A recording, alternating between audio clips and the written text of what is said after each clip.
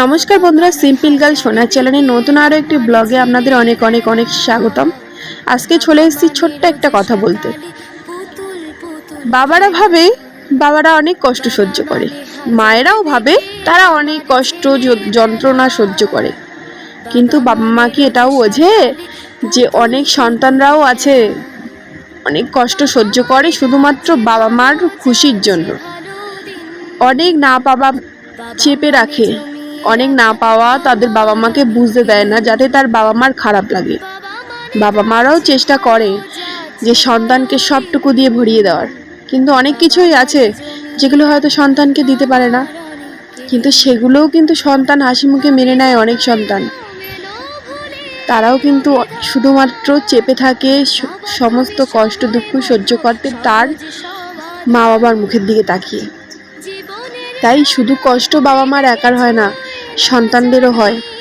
অনেক ছেলেমেয়েরা আছে যারা হয়তো প্রেম করে, ভালোবাসে, হয়তো অনেকের মধ্যে আছে যারা সত্যিকারের খুবই ভালোবাসে। ছেলেটা মেয়েটাকে খুব ভালোবাসতে পারে বা মেয়েটা ছেলেটাকে খুবই ভালোবাসতে পারে, কিন্তু অনেক সময় বাবা মার মুখের দিকে তাকিয়ে তারা সেই সম্পর্ক থেকে সরে যায়, কারণ বাবা মা হয়তো চায় না। আবার অনেকে আছে হয়তো অন্যরকম হয়, আমি অন্যের খারাপ হয় তাদের কথা আমি আজ বলছি না, আমি যারা ভালো হয়। সব সন্তান তো আর খারাপ হয় না।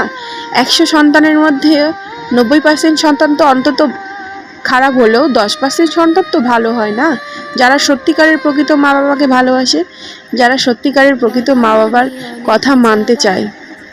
আছে হয়তো আপনাদের মধ্যেই যারা শুনছেন তাদের মধ্যেই এমন আছে যারা মা বাবার কথা রাখতে হয়তো এরকম কিছু অনেক কিছু ত্যাগ করেছেন, হয়তো কোনো কাজ বা হয়তো আপনার সবথেকে কাছের প্রিয় মানুষ বা অনেক প্রিয় খাবার বা অনেকে নেশা, অনেক কিছু। হয়তো কোনো নেশায় ঢুকে গেলে বাবা মার কথা তাদের কষ্ট হয়। ধরো যারা নেশা করে তারা ছাড়তে গেলে তাদের একটা কষ্ট তো হয়ই, কারণ ওটা তাদের অভ্যাস হয়ে যায় একরকম। আমাদের যেমন ভাত না খেলে পেট ভরে না, তাদেরও সেটা একটা নেশাটাও একটা অভ্যাস হয়ে যায়, না খেলে বা সেটা না করলে সময় কাটে না। সেটা কিন্তু অনেক সময় বাবা মার কথা শুনে ছেড়ে দেয়। তাই সবসময় বাবা মা কষ্ট সবসময় সহ্য করে এটা ভুল কথা।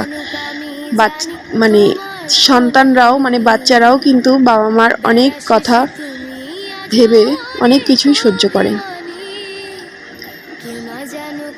এইটুকুনি বলার ছিল আজকের, আর তার সাথে আমার রান্নাটাও হয়ে গেল। আজকে রান্না ছিল বেগুন আলু তেলাপিয়া মাছ দিয়ে ঝোল আর ডিমের কোরমা। তাহলে বন্ধুরা আজকের ভিডিওটা এখানেই শেষ করছি। আজকের মতো টাটা, সবাই ভালো থাকবেন, সুস্থ থাকবেন, সাবধানে থাকবেন। টাটা।